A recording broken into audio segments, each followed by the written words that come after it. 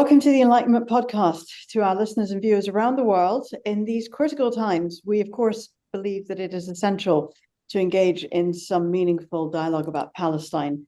And this dialogue for us is also to provide some insight and context that we feel is missing from mainstream legacy media quite often. And it's also a way for us to celebrate Palestine's rich traditions, culture, and heritage. We have another wonderful guest for you today. We're very, very excited to welcome activist Anna Lippman, who is here to discuss Palestine, Zionism, and the general quest for justice. Anna, welcome to the podcast. Thanks for having me. A quick bio. Anna is a dedicated Canadian Jewish activist known for her staunch anti-Zionist stance and her support for Palestinian rights. She's been involved in numerous campaigns and educational initiatives aimed at promoting justice and understanding. Anna, my first question on this podcast is always to Hanan. Hanan, how do you know about Anna?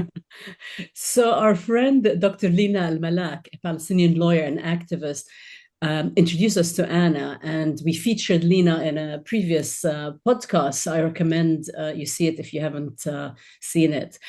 And ahlan, Anna, and welcome. So let's dive in. You grew up in Canada with a belief in Zionism, and can you discuss how this shaped your views growing up, please? Yeah, so, for me, I grew up, I'm the granddaughter of a Auschwitz survivor, and for that alone, I think Judaism has always been really important to my family. And so I grew up really enmeshed in mainstream Jewish institutions, mainstream Jewish community. And it was such a part of my life and who I was. And the, other kind of darker side of that is the way that Zionism has become such a integral part of mainstream Judaism. So for myself, I had the majority of my teachers at school, at camp, Jewish school, Jewish camp, as Israelis. We, as children, at these camps would play army games. We would learn about Israeli history and celebrate Israeli holidays in school. Um, and all of these people who I met, who I looked up to, who were mentors, also served in the army, and they would take us through these, theoretical, ethical questions, which is very much a part of Judaism. But when you're a 10-year-old and someone is asking you, what would you do if there's a pregnant Arab at a checkpoint? It might be a bomb and you can't touch her. It really solidifies, very early on, especially in my mind, what it meant to be Jewish. And that meant not only that the entire world could turn against me at any moment, but that Israel is the only safe place for us. And that even as people, Jews in North America, it must and should be a central part of our identity. And so, growing up with that, especially from such a young age, especially being so surrounded by it, it's not something that I really ever questioned because for me, there was no reason to. And when we would see critique, that was anti-Semitism, that's because the world hates us. And we have all these historical examples, right? So it really fed the narrative that I was given. Yeah, yeah. So interesting to hear the detail of it, because of course, there, as you say, there is a historical basis for a lot of anti-Semitism. But for me, it's an interesting way that it's been weaponized. But we'll come on to that. But so this was your reality growing up. We all grow up with a certain reality, as you say, brought to us by our families, by our communities. But as a novelist and filmmaker, I'm always fascinated by what changes someone's reality, because it's all about character arcs and things like that. So what is it that shifted your perspective from growing up in a perspective which supported Zionism to becoming a pro-Palestinian activist? Was it a specific incident or was it a more gradual change? Can you speak a little bit about that? Yeah, I think myself, like a lot of other Jews in North America, are very much raised with this idea of social justice and civil rights and human rights, except for Palestine. Um, and so, within me, I had always learned about the role that Jews had played in the civil rights movement, in South African apartheid. And so I think I was lucky to be able to have a moral and ethical basis of my Judaism that has always stuck with me. And so I actually always thought in my life because I had some family problems growing up. I wasn't like doing great in school that I would go join the Israeli army because that's how you get glory, get pride. This is like a respectable thing to do. And then I ended up going to university. And so about a year into university, I actually went to Israel as part of a self-designed course about socialism and socialist utopias. So I went and I stayed on a kibbutz for I was supposed to stay for about 6 months, and I made it about 4. And I think the first thing that I noticed when I got to Israel is that it's a very racist place. Within 48 boundaries, there is this sharp hierarchy between white Jews, brown Jews, Ethiopian Jews, and then within that, the African refugees who don't have status, the foreign workers who don't have status. And so I think for me, the first shock was seeing how this country that is supposedly the greatest place in the world, the answer to all the Jewish people's callings, is actually like has the same really bad social problems as every other country, right? There's a lot of homelessness there. There's a lot of mental health issues. It's not a super great country, right? And then after that sort of started cracking away, the kibbutz I stayed at was actually 5 kilometers away from Gaza. And so where I lived, it also doubled as a bomb shelter. We had this siren system. Everything was set up by the government to make us so safe. And one day, the kitchen manager of the kibbutz actually took me and another volunteer to go look at the border of Gaza.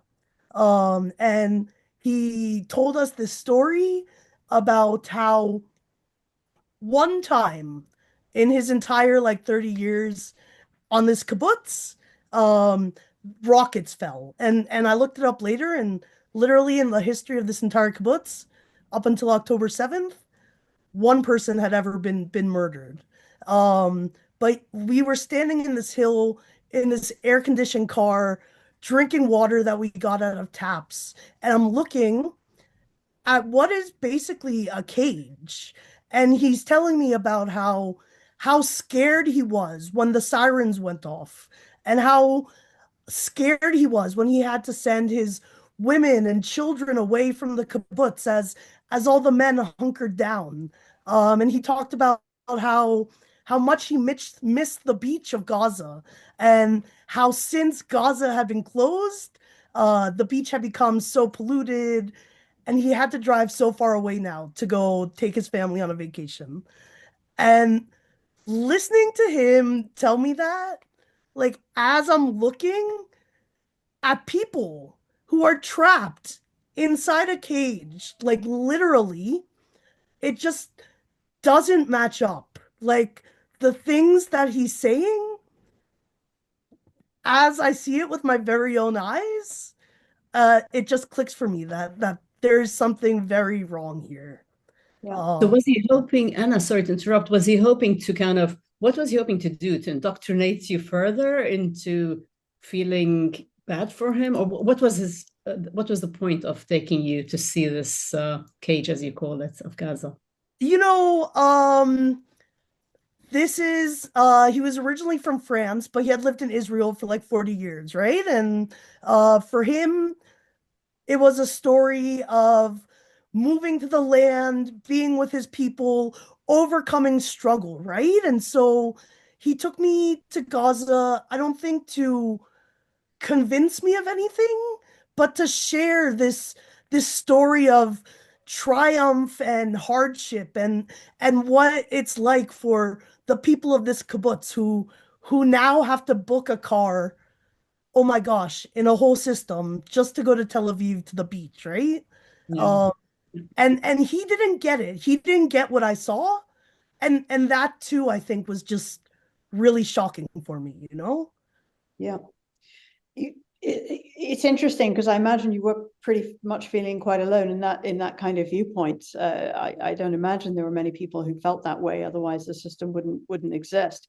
So tell us a little bit about how your family and your friends reacted and continue to react to your shift in perspective. Are they kind of open to the fact that you could have a different view and be more pro-Palestinian and less Zionist, or not? I think certainly as the years have passed, I have learned and studied more and met more people and heard their stories. And as I continue to learn and grow, I continue to become more anti-Zionist, right? And part of what that means is I have to become louder and prouder in my message.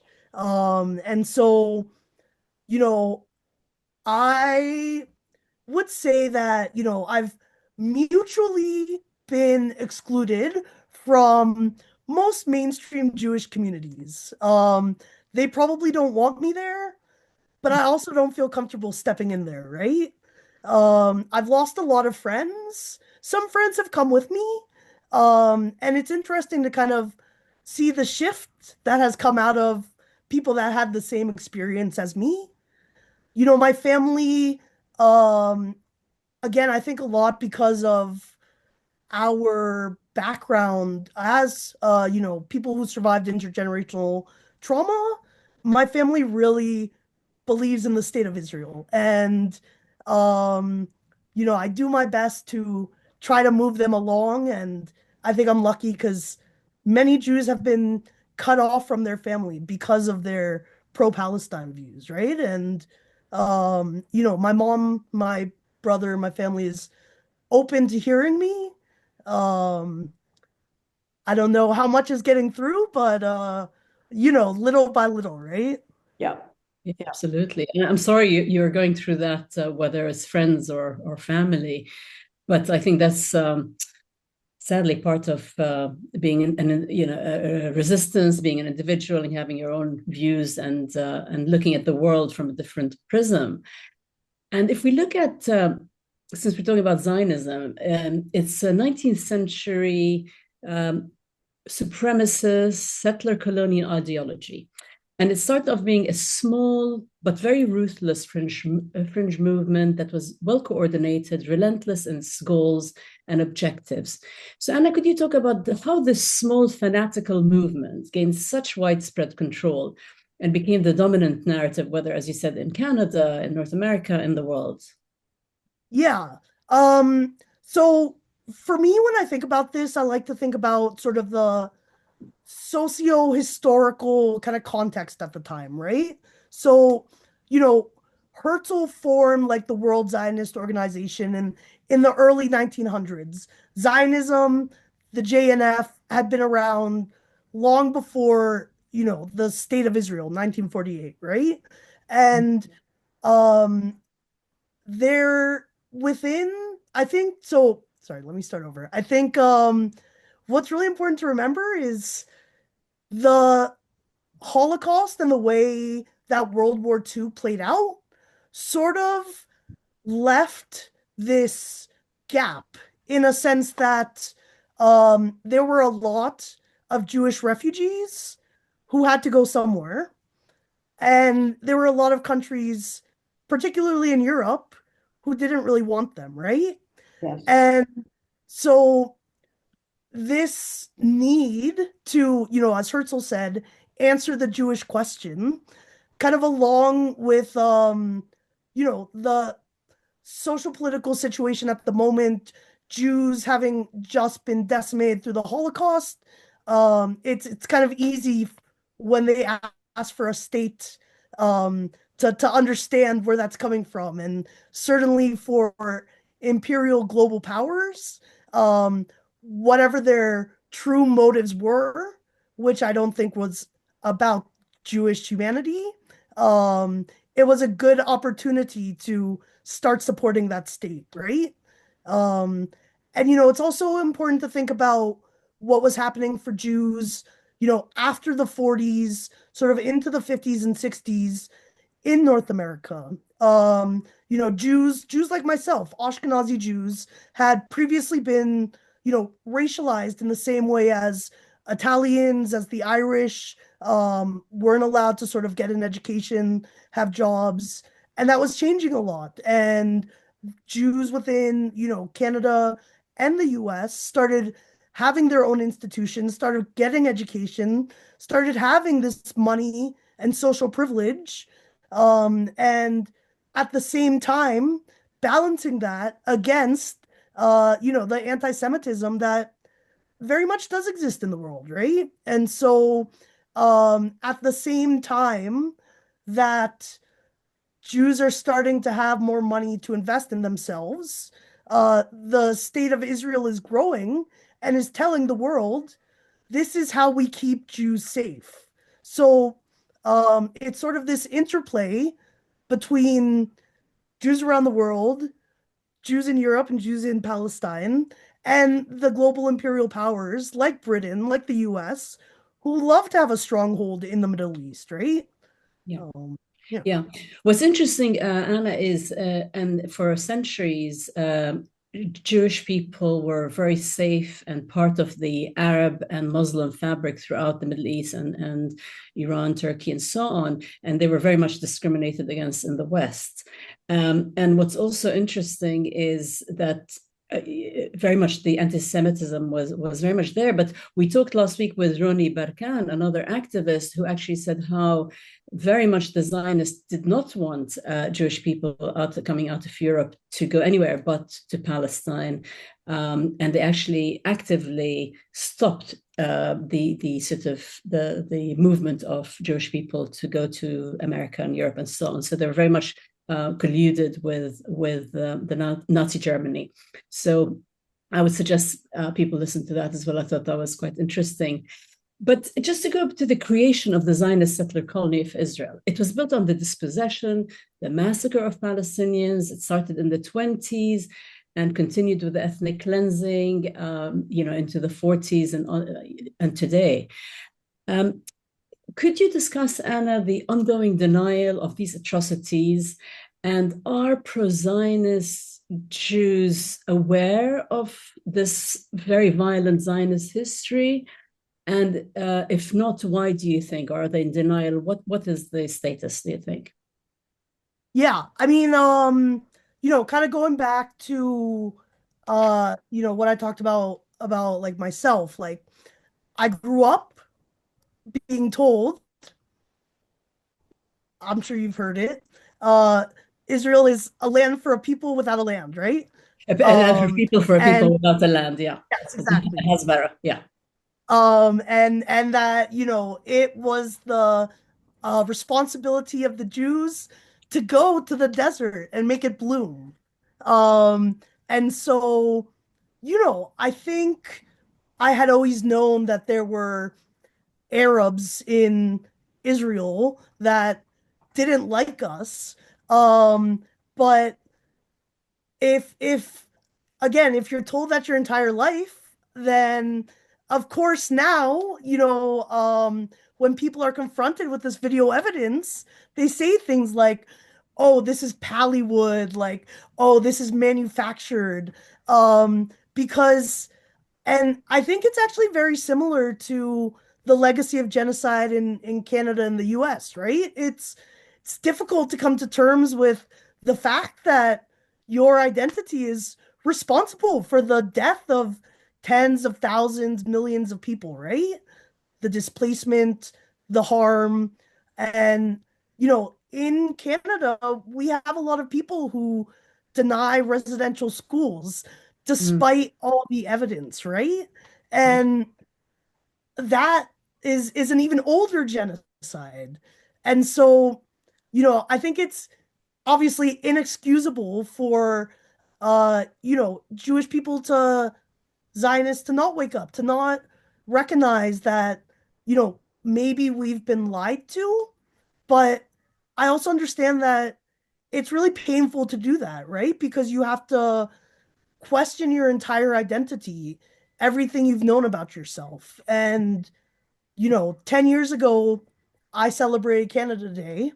Today, I don't raise the Canadian flag. Canada is a settler colonial state. There's nothing to celebrate about that, right? Yeah, Shamim and I were just talking about it actually, about the same with the US and other, yeah. Right? And, it took us time to get there. And I think that, Zionist Jews, we have that reckoning that we have to do. And it's painful and it's difficult, as are all the most important things in life, right? But if you're not really confronted with that, if you don't have to go through that work for some reason, like, why would you take the effort? Things are going your way, right? Yeah, no, absolutely. But being lied to is being lied to by your own people. It's the Zionist propaganda, Hasbara, that fabricated those lies, and it became mainstream. It wasn't like some alien force. It was very much intentional fabrication. Absolutely. And I think people will, like myself, who think back on the Hospara that we've learned, it's disturbing how intentional it was, and how well designed and well crafted it is. It's a well-oiled machine that's doing exactly what it's supposed to do, and it's doing it very well. Yeah. Anna, let's talk about Judaism versus Zionism, because Judaism is a religion, Zionism is a political movement, and the two are not the same. But so often and over the years, they have been completely conflated. To me, it seems that Zionism is definitely about privileging one group of people over another. As you say, that the land was full of indigenous Palestinians that have continued to be genocided today. But Zionists also claim that only Israel and Zionism represents all Jews globally, and that it's needed to protect them. You talked a little bit about that being the prism through which you were taught growing up. So could you just discuss a little bit more about your understanding of the difference between Judaism as a religion, and Zionism, and also, is Judaism a religion and not an ethnicity or nationality? Just a little bit about all of these kinds of issues, which seem to be very handily conflated for Hasbara purposes. Yeah, and I mean, I think, you hit the nail on the head, right? The conflation is because if Zionism stands alone without the backing of Judaism, you cannot justify what's happening right now in Palestine, right? Zionism is an ideology, just like any other ideology, right? It's a way of thinking. It's fascistic in nature at its very root. It privileges one people, me, over other people, Palestinians, for no other reason than this idea of my inherent betterness, right? It's also important to recognize that Zionism has been around for, 100 or so years. Judaism is an ancient religion that's been around for thousands of years. It's existed in thousands of places, right? There are Arab Jews, there are Spanish Jews, there are Eastern European Jews, there are African Jews, and there are so many different, ways that people sort of express their Judaism and keep their Judaism, that one really looks different based on where they are and sort of what type of Judaism they subscribe to. But also most of it, again, for thousands of years has not been nation-based, has not been place-based, right? And so sort of this idea that suddenly now this ancient religion is necessarily means that there needs to be a Jewish state right in the land of Palestine. It doesn't really make logical sense if you think about it, right? Um, and you know, for myself, I have a sociology background. So when I think of things like religion, um, to me, they're a type of like culture, right? So, Jews, we have traditions, we have blessings, we have songs, we have dances. These all look different from, again, Morocco or Spain or Canada, right? But literally the vast majority of Jewish history has had nothing to do with the land of Palestine that is now being claimed as Israel, right?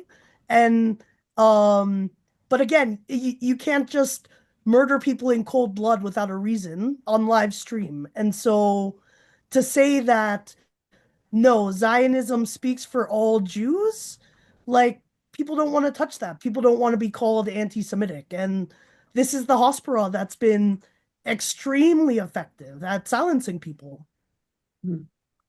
Yeah, and you mentioned Jewish people from all over the world. Also in Palestine, we had a small number of Palestinian Jews that not many people seem to know about, as Palestinians who lived and looked at themselves as Palestinians first and foremost. For example, my parents are Christian Palestinians. My dad is from Bethlehem. My mom is from Al-Quds, Jerusalem, and she was a 48 Nakba survivor. And her parents' villa in Jerusalem, West Jerusalem, where they lived, was stolen, given to German Jews to live in. And the same thing happened to their building in Haifa, where she was born. And this happened to over 1 million Palestinians during the 48 Nakba, the 67 Naksa, and we still have an ongoing Nakba. But this systematic ethnic cleansing of Palestinians and also the continuous denial of these events by the settler colony of Israel. Can you talk about that? Because we'll talk about now where you are in a minute, but just what are your thoughts on this?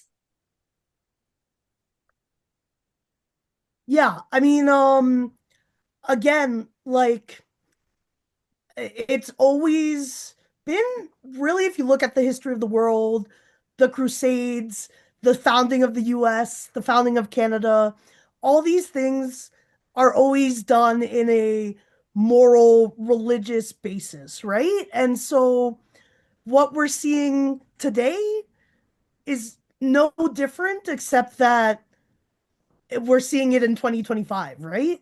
And I think it's important to note that like there's also so many Christian Zionists out there who who don't have, love for the Jews, but they have a very clear desire to have Jews populate Israel because of what the Bible says about the end days. And the fact that Biden himself, the president that this genocide started under, said, I'm not Jewish, but I'm a Zionist. That really shows us that this displacement and the denial of this displacement, again, it's not something new or unique. It's what imperial colonist powers do and have continued to do for hundreds of years, right? Yeah, and actually, you're right. The Christian Zionists, and we did a podcast with activist and artist Sandra Watfa, and she talks about the Schofield Bible and the fabrication of that, the interpretation, and Christian Zionists, and even though they're extremely anti-Semitic, they just want to ship everyone to Palestine and have the end of times, if you like. Yeah, very much so. So. Is there anything else you wanted to add, Anna, or shall I? No. I think Yeah. that's important. Okay, good. Okay, so then I wanted to ask you another thing. So despite international law recognizing the right of return of Palestinians, and here we are 77 years later, there are over 8 million Nakba and Naksa Palestinian survivors still living in exile, let alone the millions of Palestinian refugees living under the illegally occupied Palestinian territories who are still not allowed to go back to their homes or to their lands. But meanwhile, Jewish people, if you're a Jewish person from anywhere in the world, you can easily move to the settler colony of Israel, have rights, while the indigenous Palestinian people still cannot. Can you tell us your thoughts on this?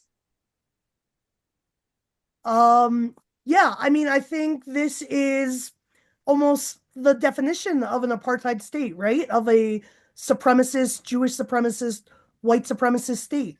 Myself, I have literally no relationship with this country, no relationship with this land, and I could start filling out my papers tomorrow to get citizenship. You, whose family is from there, is not allowed back. It makes, again, zero sense unless you understand that this is a settler colonial Jewish supremacist project, right?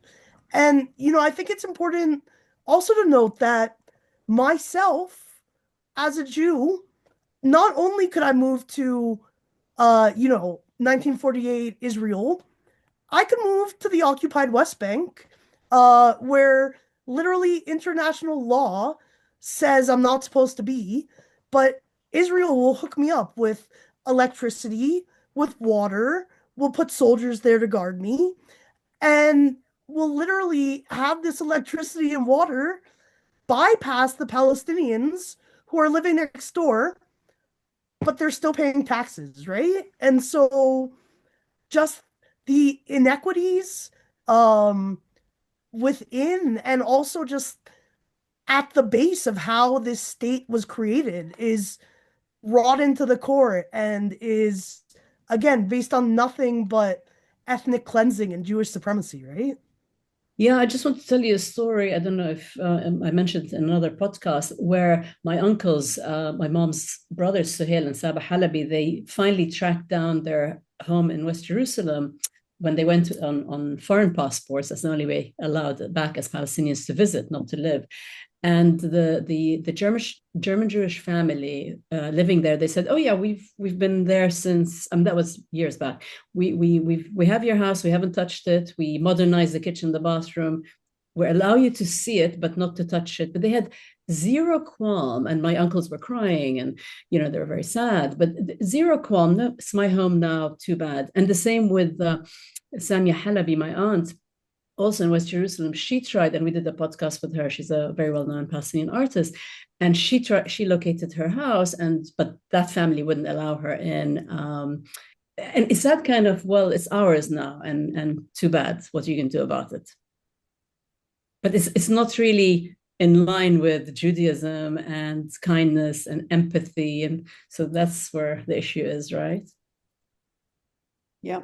Yeah, exactly. And I think of that video from Sheikh Jarrah of Jacob saying, "Well, if I don't take your house, someone else will," right? Yeah, yeah.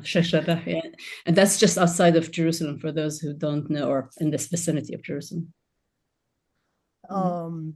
Yeah, and I mean, again, like for myself, I think what keeps me in Judaism, despite the way it's being weaponized right now, is the fact that I know, and the people that I build community with know that Judaism, it's actually about things like tikkun olam, repairing the world, tzedek. I think often about this line of Torah that I learned in high school: "Do not stand idly by the blood of your neighbors."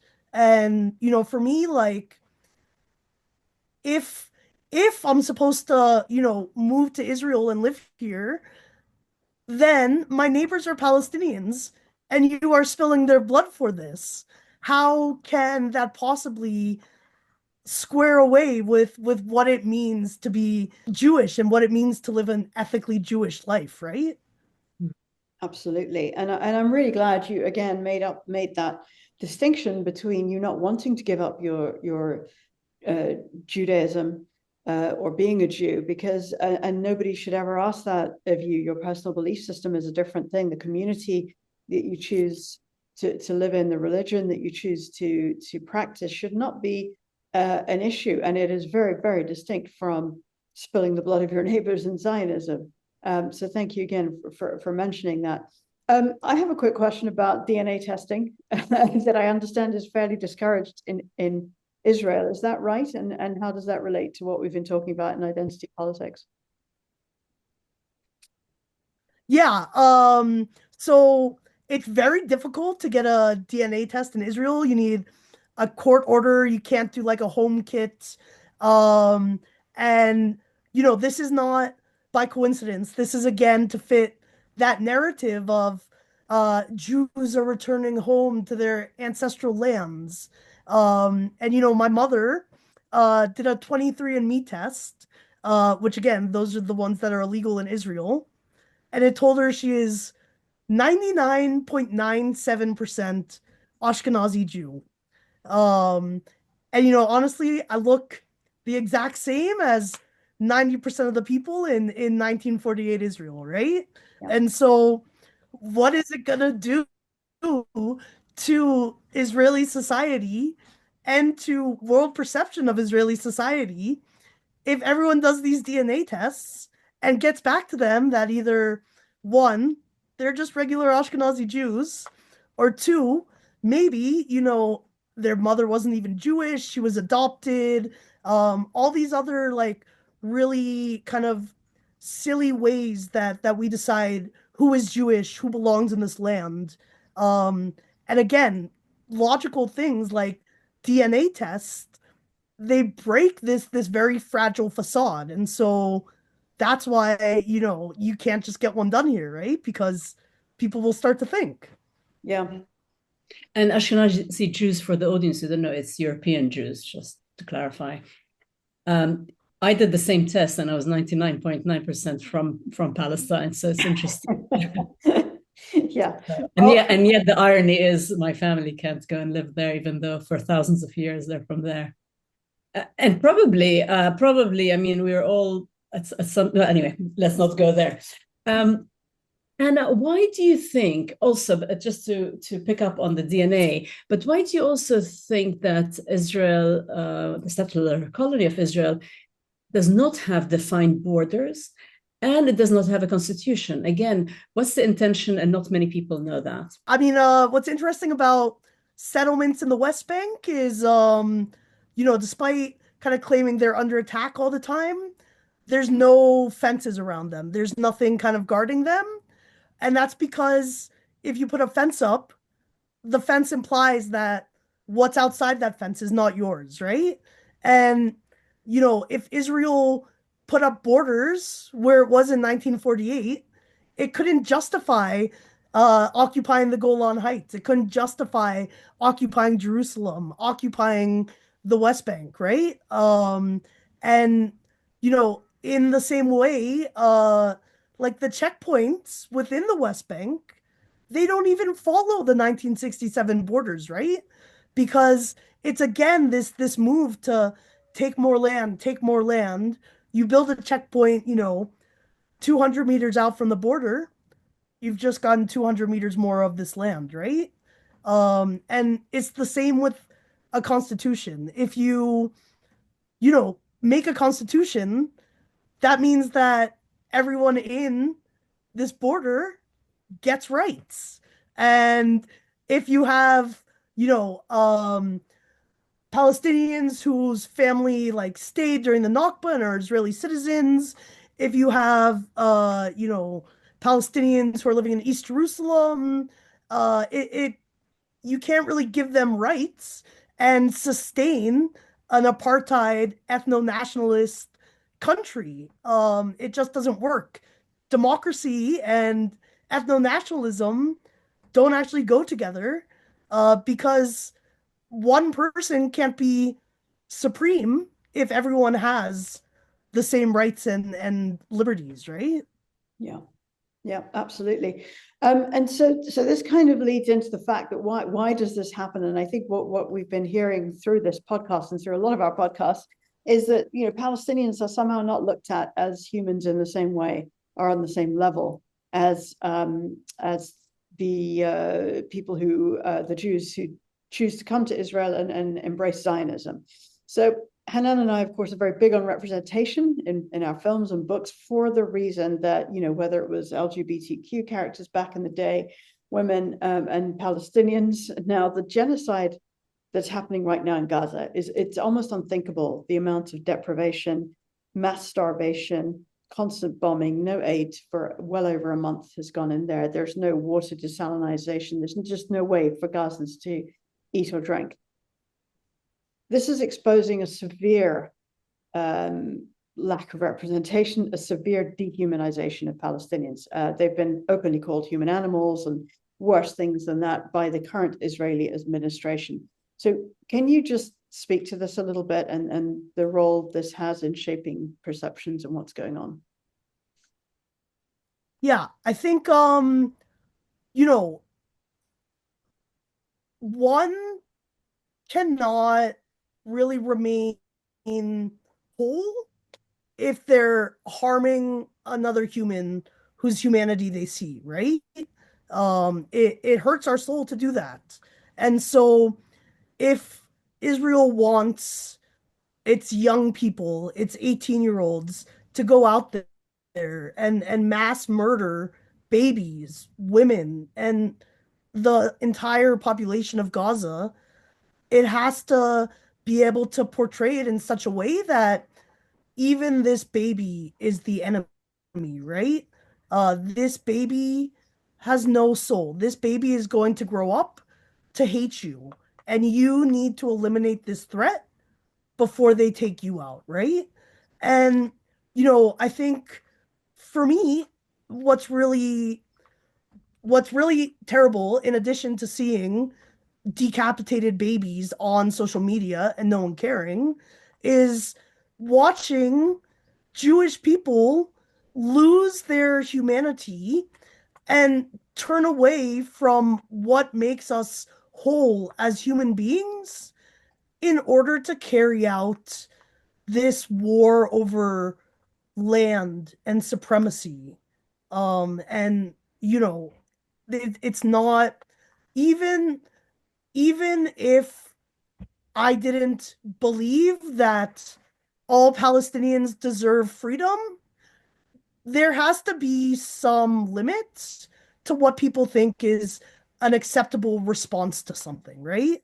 The fact that this has gone on for 18, 16 months is a stain on the Jewish people that we will never be able to fully repent for.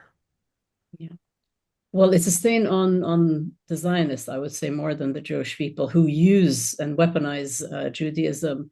But let's talk about that humanity, Anna, because as Shamim said, despite the 18 months of savage, brutal genocide and the imposed starvation siege, starvation usually is a natural occurrence and not imposed and intentional. Recent polls show that over 92% of Israelis support the genocide, the crime of all crimes. And they think not enough force was used or is being used. And they want to push and accelerate even further the ongoing ethnic cleansing of Palestinians. And we're seeing the so-called Israeli army is really a citizen representative army that's gladly carrying out these horrific massacres, the genocide, posting online, knowing they won't be ostracized, they won't be punished, getting away with it. I mean, this level, could you talk about this level of cruelty, inhumanity, and the dehumanization by the majority of Israeli people? And how is it even possible? I know you said from a young age but there has to come a time in anybody's life where where they have to look at their humanity and what they stand for. So could you talk about that, please? Yeah, I mean, I think it's really difficult for, I think, particularly, you know, young Israelis who were born and raised in Israel in this extremely fascist society, in this society that is really has the same rhetoric and actions of the Nazis, right? And again, like some people are questioning this, but it's difficult to question it when not only are you not really readily able to find resources, but you're also going to be called a traitor and really ostracized within society for speaking up, right? And I think a lot of Israelis who don't want to be part of this have moved away. And I think there's a small amount of Israelis who don't have other passports, who don't really have anywhere to go, who want something to end, right? But um, for most people, I think it's really a situation where, you know, it's this cycle of violence, right? Hurt people. And it's important to recognize that Israel is a society of some of the biggest kind of mishmash of Jewish refugees from all these really terrible places, right? Lots of folks from Ukraine, from the Soviet Union, from the Holocaust. And they're really being told and fed this narrative that you are superior. And if you don't protect that, something is gonna terrible is gonna happen, right? And it's again, I think it's this weaponization of trauma and this dehumanization, both of oneself and the other, that really allows people to do this unquestioningly. And it's sad to see how many people, don't stop and think. But when you have a mass crowd of people doing something, I can't imagine it's that popular to be that one person that kind of sticks their hand up, right? Yeah, but especially, the Holocaust happened to a lot of, well, there are, as like you, descendants of Holocaust survivors. It's just still shocking that they are now imposing this genocide and Holocaust on the Palestinians. Yeah. But I think Hanan, it's probably it's very much to do with the fact that it's not looked at in the same way. And to that point, Anna, I wanted to ask you about hostages, because it's a word we've heard a lot over the past 18 months about the Israeli hostages in Gaza, but there seems to be within Israel and outside Israel very little interest in or mention of the 10,000 Palestinian civilian hostages. And I call them hostages because these are people who are being held without charge, without access to legal framework, including women and children in administrative detention. And there is ample evidence out there, again, not reported by mass media, mainstream media, who are being tortured, raped, killed, and definitely denied basic rights, and often for years at a time. Can you talk a little bit about this, because you're there on the ground? Yeah, I mean, I think we've seen a lot of examples of this recently, right? Like, over the summer, within some media, there was, evidence of what was happening in State Taman, the state prison where Palestinians were being brutally raped and tortured, right? And then literally we have Israeli society protesting against holding these members of society accountable, right? And you know, I think of people like Ahmed Manasra, who was just released this week, right? Captured as a 13-year-old and held for almost a decade. And again, like in order to be able to do things like that, it requires a deep dehumanization. Israeli society does not see these people as children. They see them as terrorists. And if they don't lock them up, they will die. And it's only through this complete dehumanization and this complete sort of illogical way of looking at the world that doesn't actually match reality that people can do these really terrible things to each other, right? Because we think of how much outrage Israelis and Zionists had for, the Biba's children. And what about Hind? What about any other of these Palestinian children that we've seen? The dehumanization that it takes to ignore that, it's built into society. It's baked in there, right? Yeah. Yeah. And Hind Rajab, as you bring her up, is the 6-year-old who was, I think, shot 350 with 350 bullets after they massacred her parents, and with the Red Cross coming to try to save her. And I think we heard the final words and prayers and so on. I mean, and this, like you said, the 13-year-old boy who just got released, he's been so traumatized and so tortured that he will never be the same as before. And sadly, and many other cases like that, those who make it. And then these young kids are just resisting. Well, either they're resisting or not doing anything, but even by throwing stones, because they're allowed to resist under occupation, under international law. But they're just kids, and some of them have never been charged, as Shamim said. So it's really important to talk about these hostages as well. Let's move and talk about your activism, Anna. You live in Canada, but you moved to Palestine for 3 months. You're extremely brave, if I may add. And what led you to leave Canada and to come to Palestine and to do your activism on the ground? I think, like most people who have been paying attention, I have felt like I haven't been doing enough. Like, I cannot continue to watch this live stream genocide without doing anything. And, like many others, I've joined protests, I've joined direct actions, I've written to every single one of my politicians ever.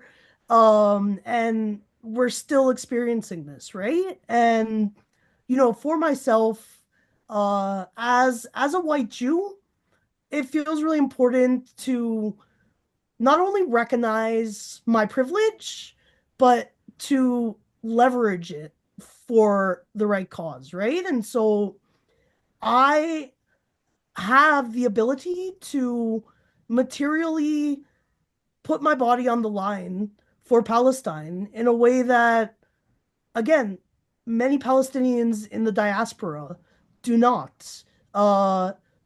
Many even non-Jews might not get through the border, right? And so for me, I think to be here, to stand in solidarity with people who are living their daily lives, resisting things I could never wish on my worst enemy, this is, I think, a unique contribution that I get to, give to the movement. And, for that alone, this is kind of where I feel like I need to be, Yeah, that's very brave. And thank you for that. But your activism, Anna, is focused on Masafer Yatta. So could you tell the audience what is Masafer Yatta for those who don't know, and why did you focus on it? Yeah, Masafer Yatta is in English, the South Hebron Hills. It's a small grouping of villages sort of outside of the city of Yatta, outside of the city of Hebron. And it's a group of villages that not only have been under demolition orders for many years, but are also living in what's called a firing zone, which means that the Israeli army decided that out of all the space that they could have, they needed this exact land in Masafer Yatta to carry out their training exercises. And we know the demolitions and those military zones, firing zones, are all these different kind of strategies that Israel uses to ethnically cleanse the land and to expel Palestinians. Um, and particularly all over the West Bank, but it's certainly felt here. Um, there's also settlements surrounding most villages. Um, Most of the time, it's, multiple different settlements, again, surrounding these villages. Mustafa Yatta is extremely rural. Most of the people here rely on traditional farming and shepherding. And so, literally, every day that they step out of their home, especially when they're going into their fields or they're going out with their sheep, they're stepping directly into potential violence with settlers, with the soldiers.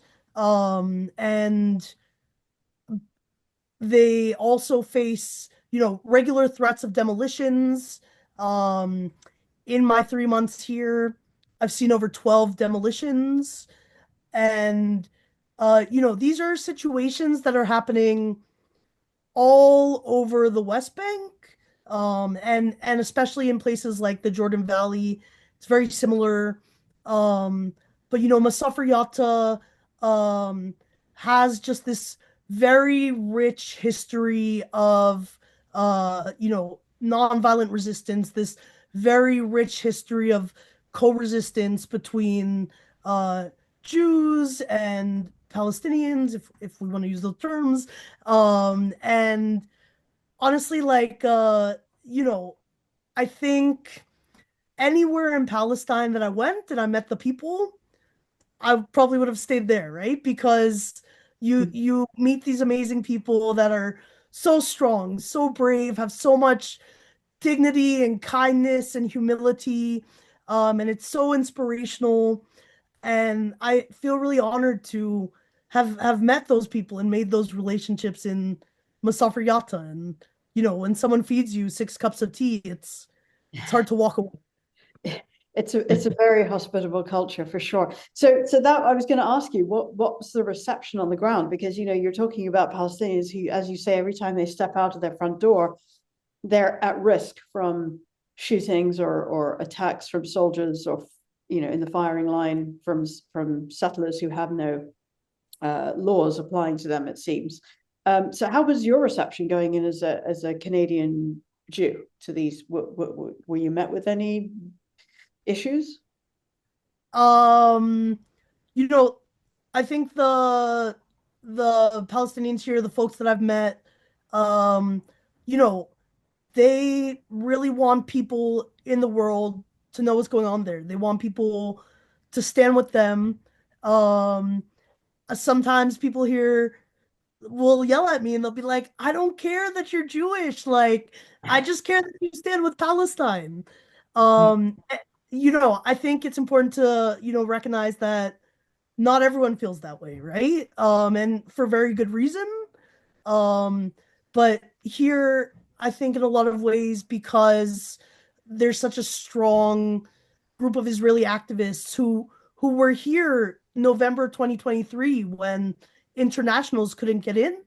Um, and there's a very strong understanding of how we all leverage our power to break down the Zionist system. Um, I have been met with a far warmer greeting from the Palestinians than from the settlers or the soldiers or the police, right? Yeah, yeah. It's a great, that's an interesting contrast. Talking about the settlers, let's talk about the violence specifically that you might have seen or be aware of, particularly on the ground there.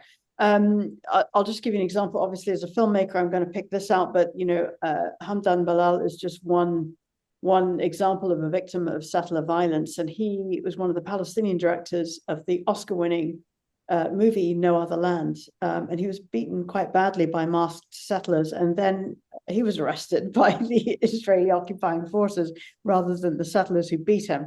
Can you talk about this just as an example of what's going on? Yeah. I mean, this is the everyday reality of all the people here in Masafer Yatta. The week that Hamdan was attacked, there was an attack a few days earlier in a different village, and a few days later, there was an attack in a village called Jimba, where 5 people, including a teenager, were sent to the hospital, and 22 Palestinian men were arrested. And so it's really frustrating here because, as you said, there's seems to be no laws except that Palestinians are always wrong. And settlers will come literally whenever they like, and harass people, and occasionally get violent, right? And I've had several attacks where I've had stones thrown at me. People have been chased with knives. And we get into by the settlers, Anna. Yes, by the settlers. And they're teenage settlers, right? And so we get into these moments where it feels like a life or death situation. And so Palestinians will call the police to stop the death from impending, right? And their reward, if and when the police show up, is almost always to arrest the Palestinians. And, in the situation of Hamdan, I'm living in the same village as him. So we had video evidence of what the settlers did to him.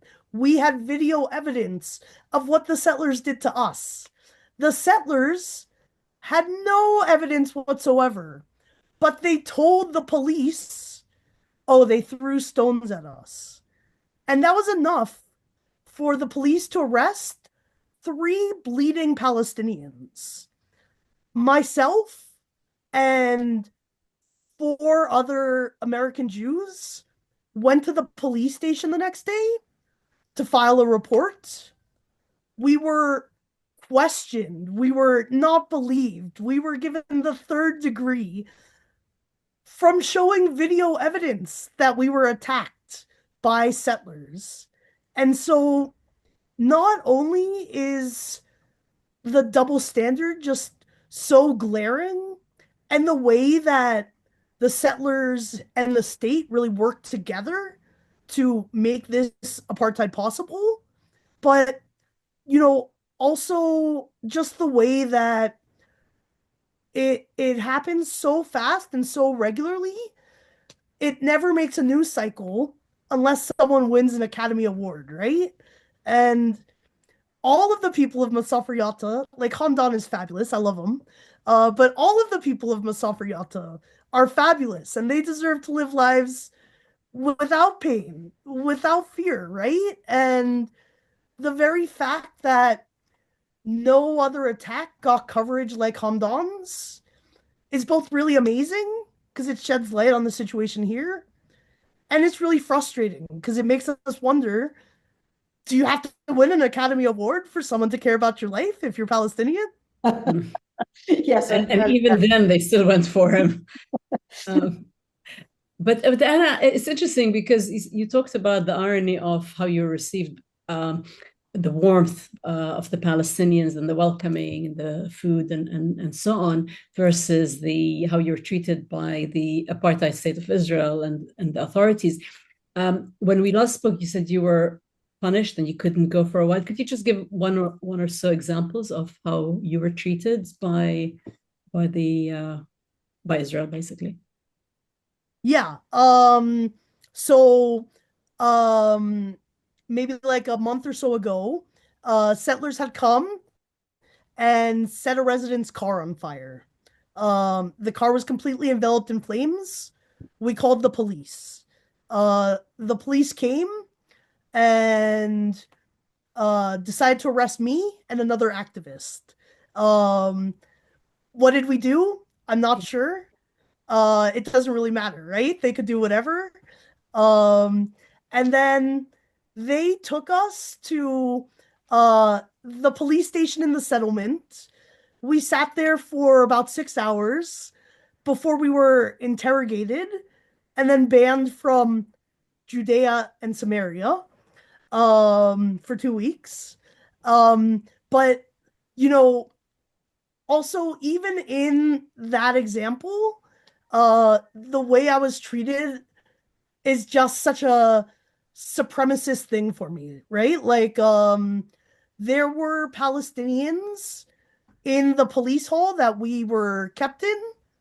They had their arms and their wrists cuffed, and they had to face the wall. We were uncuffed. We were offered coffee. I was reading a book. And my punishment was to go back to 1948 Israel for 2 weeks, which again is a diasporic Palestinian's dream, right? Yeah. And, you know, Hamdan, the other folks, when they were arrested, they were held in a cell without due process. There was no evidence against them.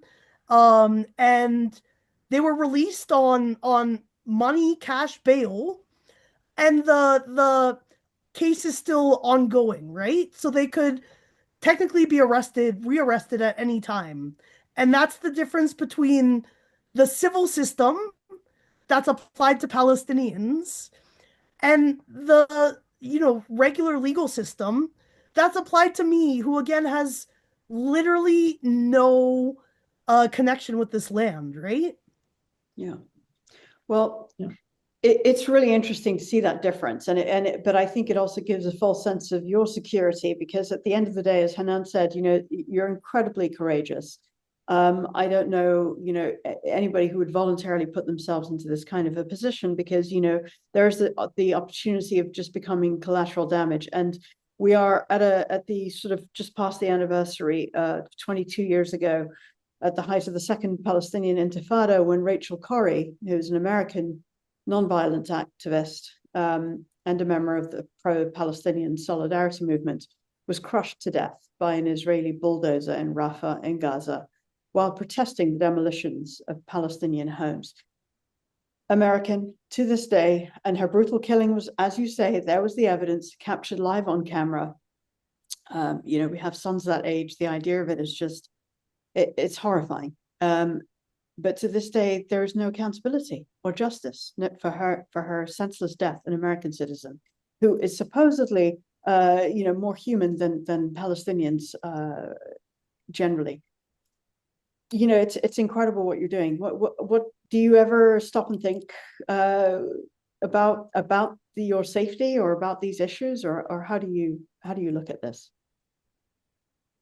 You know, I think in addition to people like Rachel Corrie, you know, I think about over the summer, Eisnor, a young woman from Seattle, who was also there with International Solidarity Movement in Beitar, was sniped by an Israeli soldier, and their excuse was she looked like a Palestinian.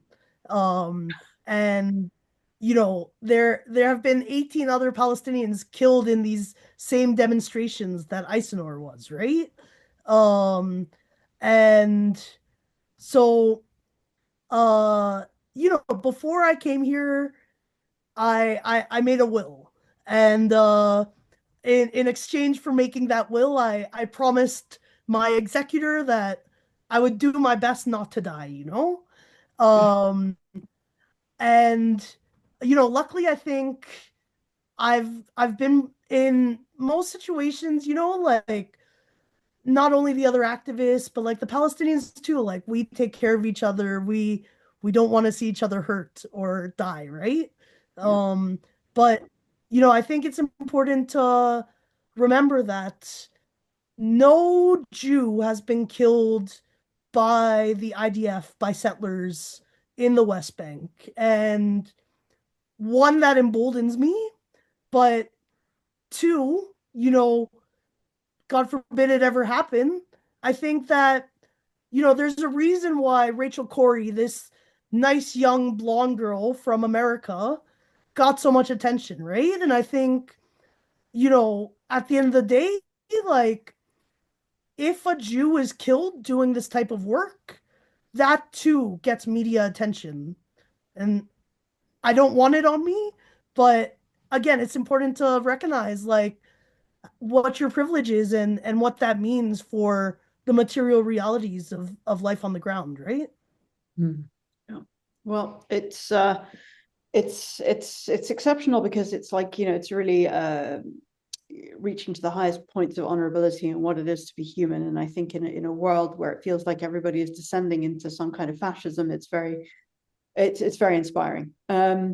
Let's talk about apartheid a little bit, because my family is Indian from South Africa, and they endured apartheid in South Africa, which, as we know, is a crime against humanity under international law. In the 21st century, it would be nice to think that no human being can justify an illegal occupation or apartheid or the kind of abuses of human and civil rights that we are seeing in Palestine. This has been happening, though, to Palestinians for 77 years and more, I would argue, but let's say 77 years, they've been enduring these daily kind of abuses of apartheid. You're now there seeing it firsthand. You've mentioned that the racism that you noticed as soon as you arrived in Israel, even amongst the different types of Jews, if you like, and a lot of that, I think, depends on skin color and ethnicity. But can you talk a little bit about what you see about the brute force of current apartheid situations and the daily impact of apartheid on Palestinian lives in the West Bank? Yeah, I think and in 48 Palestine. Sorry to interrupt, Anna. Yeah, no, I just meant because Anna's there in the West Bank, but yes, all over. Yeah, I think that, it's important to remember that, like, as you say, like the situation here has always been really bad, right? Like history did not start on October 7th, 2023. That being said, since October 7th, 2023, the situation in the West Bank has become so much more brutal. We could think about what's going on in Jenin, what's going on in Tulkarm, what's going on in Nablus. But even in places that aren't seeing a full-on invasion, we're seeing immense numbers of checkpoints popping up. People are being stopped from going to their jobs, from being able to make a living on their land. Soldiers have all gone to Gaza. So now we have what's called settler soldiers, where these, right-wing fascists who live right next door have been given machine guns and now ATVs, and are just driving around harassing villagers like never before, and arresting people, just doing everything they can. And, in the Jordan Valley, in Masafer Yatta, there have been quite a number of communities who have literally had to up and leave because of the violence from nearby settlers. And I think what I feel is like the worst thing about the situation that I'm seeing here is the unpredictability about it. People here wake up every morning and they don't know if their house will be there by the time they go to sleep. People make plans to do things the next day and they don't know if they're going to get stopped at a checkpoint and arrested and never to see their family again, right? Um, People, just try to go out to shepherd and end up being beaten by nearby settlers and soldiers, right? And there are some days that doesn't happen and things are really great and children play.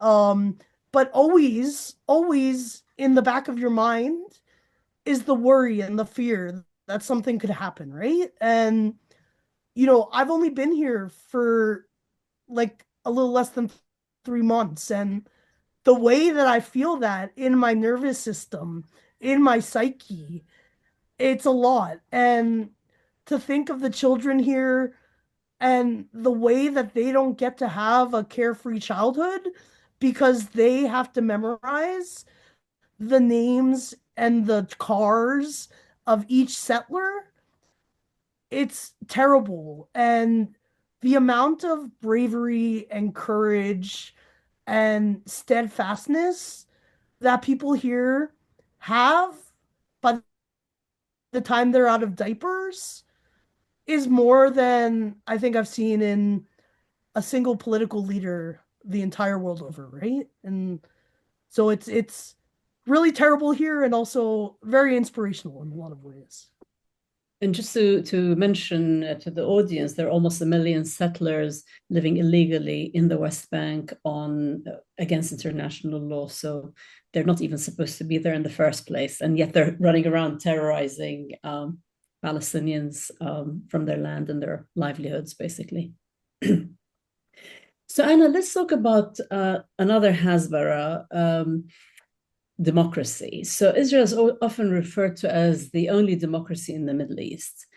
Can you discuss why it's not a democracy? Because you live there now, or for at least 3 months. And could you also talk about the ongoing discrimination against 2 million Palestinians from 48 who continue to be treated as second-class citizens? I know you talked about different levels of discrimination against Jewish people, but it seems like in South Africa, where you have different levels and the Palestinians are the bottom of that list. And also they're often dismissed, dismissively referred to as Arabs instead of Palestinians in an attempt to erase the Palestinian identity and culture. To me, I think the clearest thing is you can't have democracy and an apartheid system. They're mutually exclusive. If you're going to have a smaller population that has more rights, has more everything in a place, then that is not a democracy. There's no one vote, one person. There's no taxation with representation, right? Palestinians in the West Bank in 48 have to pay a lot of money in taxes, have to pay a lot of money to do basic things like buy a car or get water. And the Jews, the Israelis there don't have to do that. There's no democracy without equality. And even within 48, not only are there, as you say, like Israeli Arabs who are not called Palestinian, who, perhaps I think especially like out loud at a cafe might not even identify themselves as Palestinian.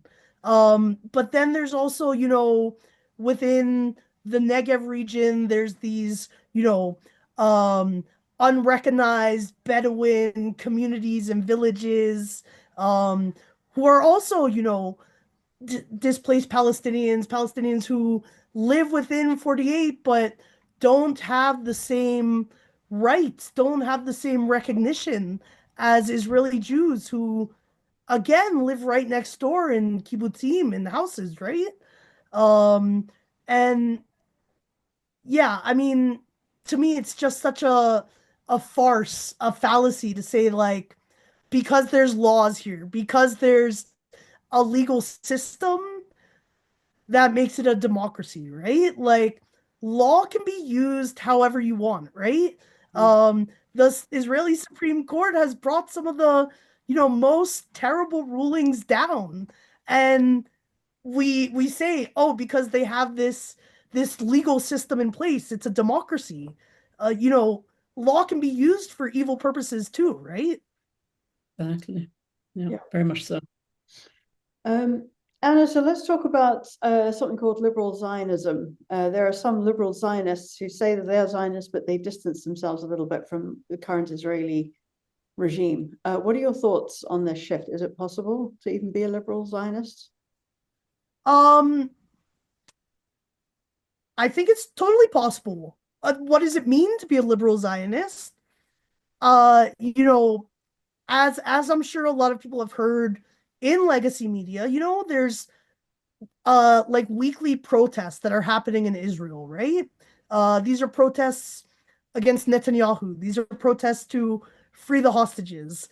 These are protests where lots of Israelis come and bring an Israeli flag and say they want to save democracy. What does that mean? They're liberal Zionists, right? What they want is a quiet occupation, an occupation that doesn't actually have to take so much of their time and energy to ignore.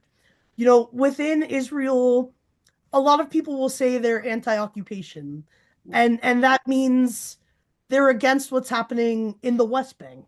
They're against what's happening in Gaza. But if you can't recognize what happened and what's happening in Jaffa, in Akka, in Haifa, then that's almost worse than a virulent Zionist who shows you their true colors, right?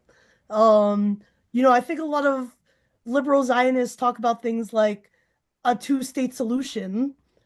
What does it mean to have a Palestinian state that's one little chunk here, that's not connected to another little chunk here, that's also got a small little chunk here, and it's all surrounded by an ethnically cleansed place that's now been legitimized as a state, right?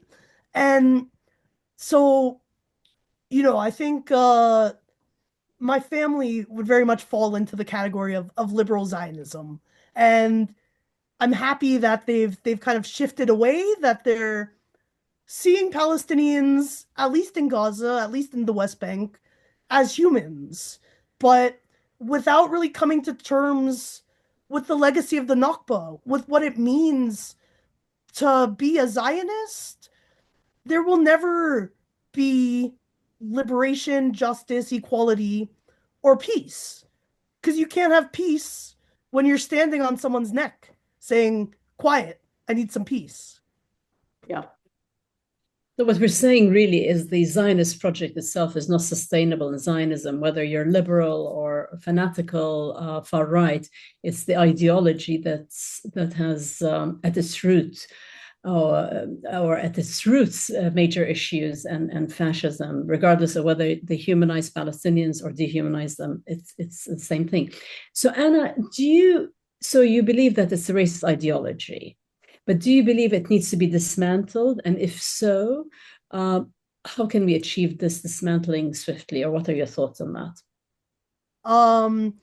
Inshallah, I hope it's dismantled tonight, Inshallah. I think that, again, for all the reasons that we kind of discussed, it's not going to be an easy thing to dismantle from the inside, right? Because it requires a lot of reckoning, a lot of understanding of mutual interest over self-interest that I think a lot of Zionists are not ready for. But, again, like you said, like the Zionist project is unsustainable. And I think we're seeing that more and more right now. Palestinian work permits for within 48 have been canceled. There is such a shortage of workers within Israel. They're begging people from India, from Thailand to come. So many startups are moving away. It's not sustainable, right? And I think really if we want to dismantle Zionism, it's going to take that pressure from the outside. It's going to take things like the boycott, divest, and sanction movement to actually hold Israel accountable, like we did with South Africa, and say, you are a pariah state, you are committing a genocide, we want nothing to do with you until you stop.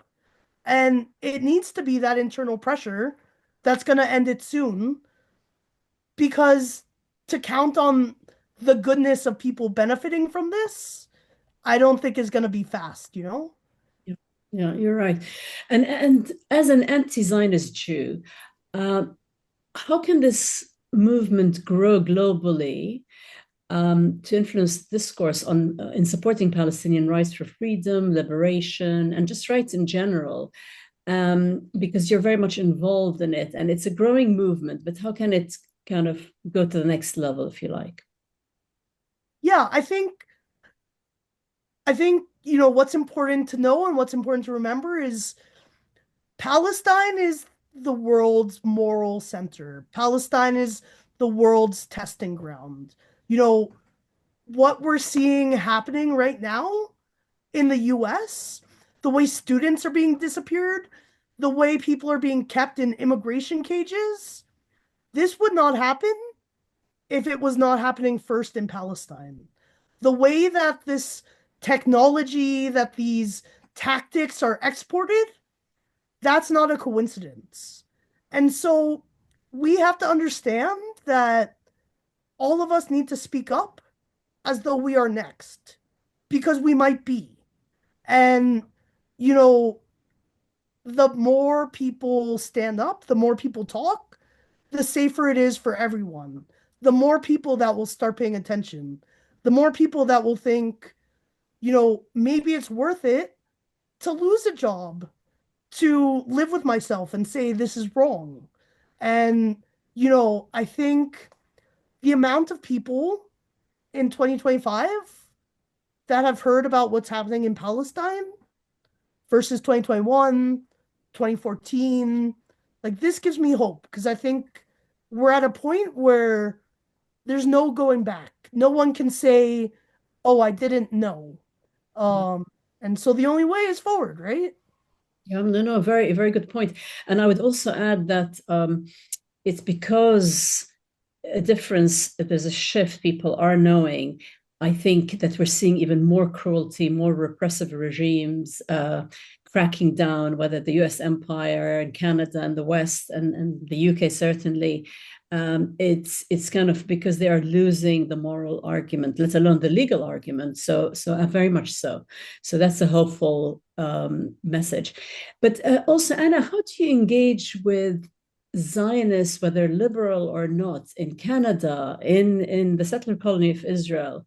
And are you able to shift their perspectives? And have you been able to kind of have a successful attempt? Because it's not easy, as you said at the beginning of this podcast. So I just would like to know a bit more on how you've managed to address these sort of, whether hardcore Zionists or liberal Zionists.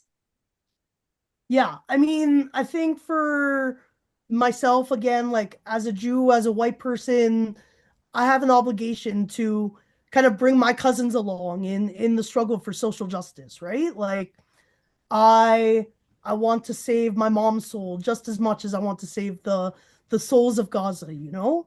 And you know, it takes a lot of emotional labor. It's not an easy thing because again, Zionism, it's not based in logic. It's based in emotion, it's based in trauma, it's based in this continuous re-triggering that makes people feel like they're attacked, they're alone, they're afraid. And so I have, on some occasions, had good and successful conversations with Zionists, you know, but you know, to do so, it requires a lot of like centering ourselves, talking about, you know, how would you feel if your family was in Gaza? And sort of these things that I think again are important, but you know, I would never want a Palestinian who is at the same time trying to grieve the loss of so many family members to try and, you know, convince a Zionist of their humanity. And so I think that's why it's important for, you know, us Jews and us, you know, non-Palestinians to kind of take this on within our own community, right? Because it does take a lot of work. It does take a lot of effort. It is really hard. And, you know, I think everyone can be moved. That doesn't mean that you have to move everyone, right? But, you know, little by little, I like to hope that, you know, people are hearing, people are rethinking.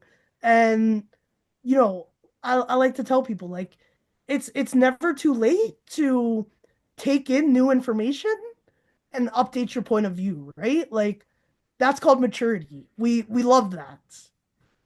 It takes a lot of chutzpah, as you say, and courage. So thank you for that. Absolutely. So Anna, of course, we talked about this. Palestinian wants liberation. They want freedom. They want dignity. They want safety, as any human being does. And the encouraging part of this is that the Palestinian movement, if you like, as you said, it's become a moral center for the world. There's global support on the ground from people that is maybe not yet reflected in leadership in most governments, West and East, but it will get there, I have to believe. But people, because their government's not representing them, sometimes begin to feel like, oh, what am I doing? Can I make a difference? What things would you recommend for people who want to make a meaningful impact and just feel that they're contributing something to this cause as it goes on? Yeah, I think, holding our politicians accountable, continuing to, at least attempting to, is really important. It feels a lot of the time like our voices are falling on deaf ears. But, politicians are nervous because they know that we control whether they're in office or not. And, in Canada particularly, like we're having a federal election coming up. If Palestine is not an election issue during a live stream genocide, like when will it ever be, right? And I think like direct action, really like making companies that are profiting from genocide realize that actually, no, this is really bad for your image. This is bad for your company. It's bad for your bottom line. Um, and I think also now, really more than ever, Palestinians in Gaza, in the West Bank, need material support, need mutual aid, have so many GoFundMe's going. And with the price of flour, tomatoes being what it is, with nothing able to get in, if we aren't able to give up that, $20 that we might have spent on a cappuccino and some stuff we didn't need to Palestinians who are literally suffering, begging the world for help, then, what are we doing with our lives, right? And it goes a long way. And also voting with your dollar or pound or whatever, with the choice of what products you would want to buy versus those you definitely don't want to buy. I mean, it's all on the BDS list in terms of who is supporting this brutal regime.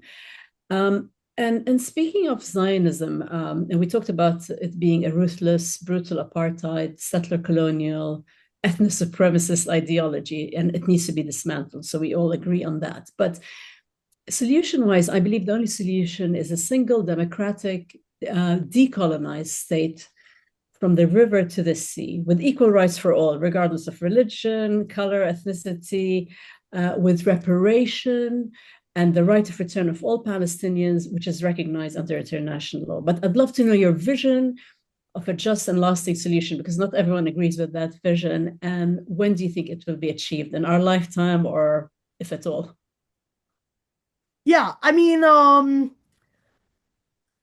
I think that borders and states at the end of the day are always sort of a Western Eurocentric idea, right? So I can't say I love a state, but I would love to see a free Palestine from the river to the sea, right? I would love to see a place where people who have a connection to the land, whose ancestors lived there, can live there again, can feel safe, can, you know, do the occupation that they want to do, go to school, not have to fear for their life from their neighbor, right? And it it's such a modest ask, I think, my personal dreams are complex and expensive, but Palestinians just want safety and dignity, right? And to me, that seems like such a reasonable ask, right? Um, will I see it in my lifetime? Inshallah, I don't know. But the people here, they say Palestine has existed long before Israel. and will exist long after, right? And so maybe that's not my lifetime, but maybe it's the next generations, and I think we have to hold on to that hope that it's coming. Yeah.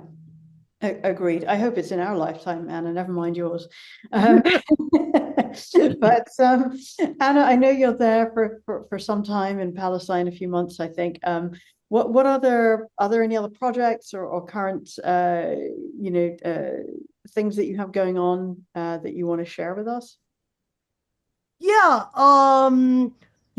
currently, as well as being here on the ground, which I would definitely encourage, anyone who feels they have the means, ability, and time to come witness and do protective presence to, check out International Solidarity Movement, to check out other groups that are here on the ground. Um, in Canada, there's the Vote Palestine campaign happening right now, really like asking our politicians what their stance is, asking Canada to stand up as a moral center who has known too well what it means to commit genocide. And we're also I'm part of a group called Labor for Palestine, where we really try to encourage our labor unions and the labor movement to stand front and center for Palestine, just as the folks before us did in South Africa, and really talking about things like BDS resolutions, not handling goods from Israel, and really standing in solidarity with workers in Palestine. So definitely some initiatives there to check out. That's wonderful. Thank you. I think that's really, really useful for people to know. Absolutely, and we'll add all these to the bio as well. But Anna, before we wrap, is there anything else we didn't cover that you'd like to add? Any final messages to our viewers and listeners that we haven't covered today? Yeah, I think hopefully all the folks that are watching because they've been speaking out and taking action on the streets for Palestine. But if that's not you, and maybe you're on the fence, maybe you're like, I don't know if it's worth it. Take this as your sign to get out there, to do something, to keep talking. Maybe that's just to your coworkers, maybe that's just to your partner, but we all have a role to play here, and we all can and should. Beautifully said. Thank you. And we all live in a world where we love to watch stories, we love to watch movies, we love to see people testing the limits of what it is to be human and heroic in a way. And we all have that opportunity right now at this very pivotal time in the world, in my opinion. So if you've watched it with us today, as Anna says, you maybe are already feeling what we're feeling, or maybe just wanted to find some more information. Whatever the reason is, we thank you for joining us. Now more than ever, it's time to raise your voice against the suppression of freedom in any way, shape, or form, to defend human rights. If you enjoyed this episode, please take a second to like it, to share it with somebody, just one or two other people, and to subscribe, because that kind of engagement really helps us to amplify voices that are grounded in humanism and justice, and to move up past the shadow banning that sometimes happens from social media. At the Enlightenment Podcast, we believe in enlightened activism. That's a really good catchphrase, Hanan. I love that. Well, Anna, thank you for your insights today and for your dedication to justice. Really inspired by you. And just to say, stories and representation matter. Stay informed, stay engaged, and above all, take action. Collective power is the only way. And in solidarity, see you next time. And shukran, Anna. Thank you for your immense courage, your commitment, for all that you do for Palestine, being on the ground. It's really appreciated. Shukran.